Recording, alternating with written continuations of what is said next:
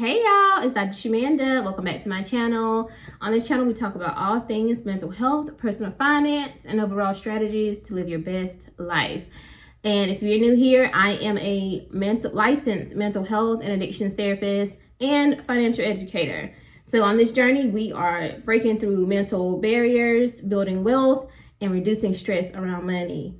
All right, guys, let's dive in. On this video, I want to talk to you guys about money anxiety and how it literally almost ruined my life. It took over my entire life for so many years.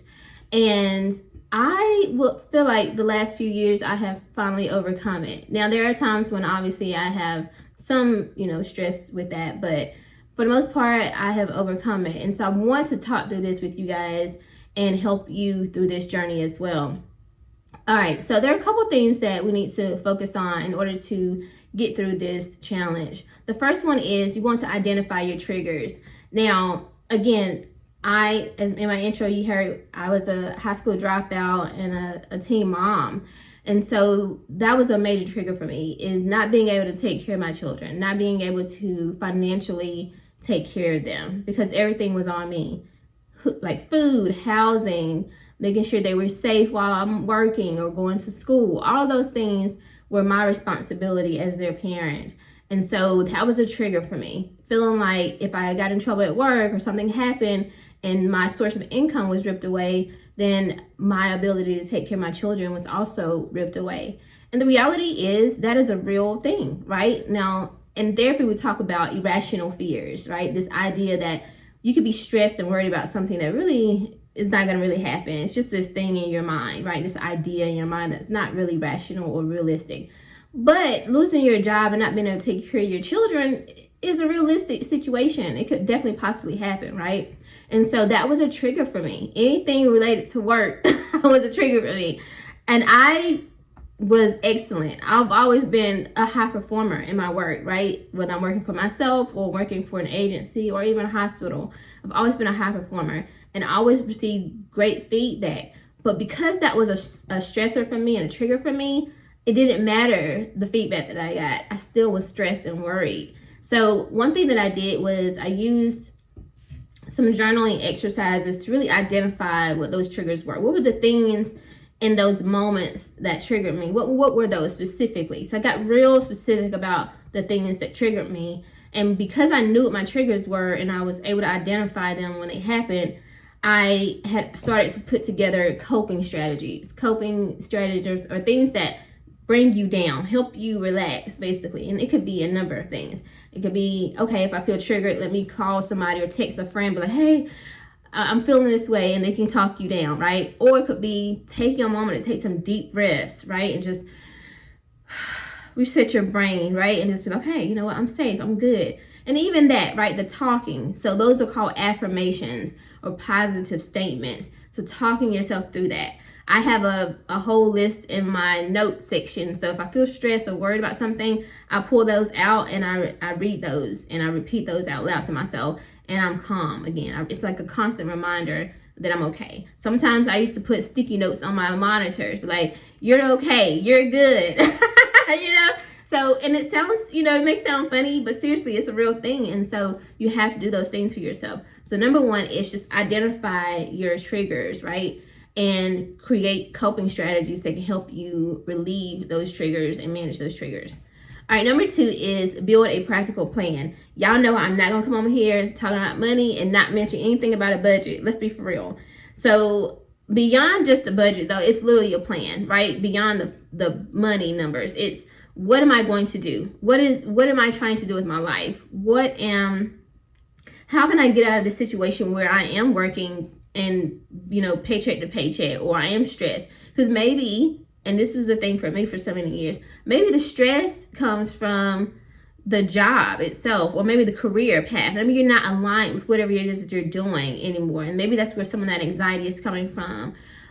Maybe it's that you need to ask for support, and maybe other people don't know you need help. Because that was the thing for me for so long. I'm the strong friend. I'm the strong person, the oldest child, right? Sometimes people have seen you do everything okay and comfortably and carelessly or carefully, carefreely. I don't know if that's a word, but anyway, they've seen you do it so simply and just chill for all your life, basically, that they don't think that you need help. They feel like you got it and you don't ever ask for help. So maybe that's part of the plan. So this is all about being strategic, putting together a plan that will help you manage some of that stress, some of that anxiety, whether that is creating a budget, so knowing your numbers, right? Maybe that's, like I said, finding out maybe this job, this career isn't really aligned with me. This is causing me some anxiety, and maybe they're not paying me what I'm worth and what my value is in the market, right? That's another thing. Maybe I need some support. I need to reach out for help. If you're a single mom, maybe you need to reach out to the other parent, if possible, right? Because there's different things. Or just create a village that can help you with your children, whatever that looks like, right? Maybe it is, again, maybe you need to go back to school and get another certification. There are so many things that could be. It depends on your situation, and that's what we would work through if I was like a coach or your financial therapist, whatever. But working through some of those barriers and creating a concrete plan for you, right? So, but you can do that for yourself right now. Just look at, okay, what is it that I need right now in this moment? Okay, number 3 is to shift your money mindset, y'all. Listen, I used to have a very scarcity-based mindset. Like, I don't even hold you. Like, oh no, babe, I'm holding on to every dollar. And I, it's still there just a little bit. I know myself. One thing about it, I know me. So you have to be mindful of that though, right? Like, sometimes, you have to spend money to make money. I know you've heard that before. Like, you have to spend money to make money. What that means though is, okay, I don't like where I am financially. So that means that I may need to go back to school, or I may need to get the certification, or I may need to take this training to, work toward this promotion, or pivot out of this career path that I'm in to something else. Or maybe you want to find, like, really walk in your calling. Maybe you're called to be an actress, but you're stuck at a call center. And so that's where your money anxiety is, because you just don't feel aligned with whatever it is you're doing. So you could use that job, work that job, serve 100%. But then in the evenings, on the weekends, you're taking your acting classes, right? So, but that takes money. So you still have to, be mindful of that. It's about changing that scarcity mindset to a more abundant mindset, where you're not asking yourself, you're not saying, I can't afford this. You're saying, how do I afford this? What do I need to do? Okay, all of the money that I make in my main job, my day job, goes to my bills. Well, I need to go find another stream of income, whether that's gig work, whether that's taking another second part-time job on the evenings or weekends. And all this money, that money is going to go strictly to paying off debt, saving, investing, and or, working toward that another career path, like getting the training, the acting classes, whatever it is that you're called to do. But that means that is taking more of an abundant mindset. It's like, okay, you know what? I have 24 hours in a day. These 8 hours I'm going to devote to this, so I'm stable. I have a foundation. I can pay my bills and stuff.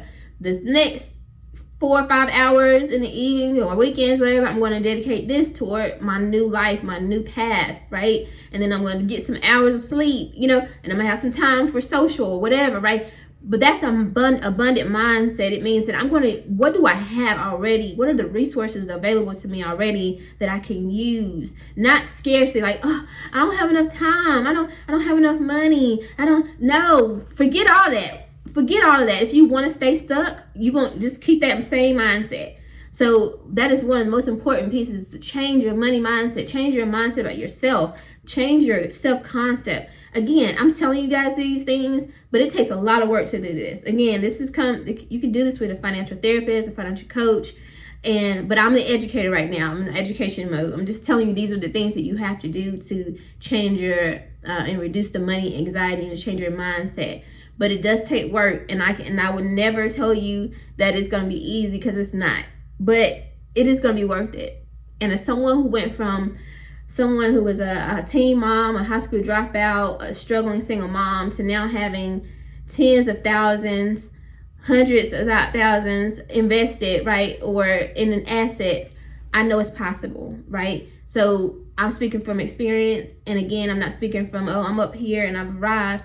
No, this is a stressful thing for a lot of us, and we still struggle with it from here and there. But when you know the tools, you can pull yourself out of it and you can manage it, and it doesn't take over your life. So it is possible to overcome this. All right. I hope this was helpful for you guys. If you do find this helpful and you like this video, like the video, hype it up. Like it, comment, subscribe, share, all the good stuff, guys. And I'll see you in the next video. All right. Bye.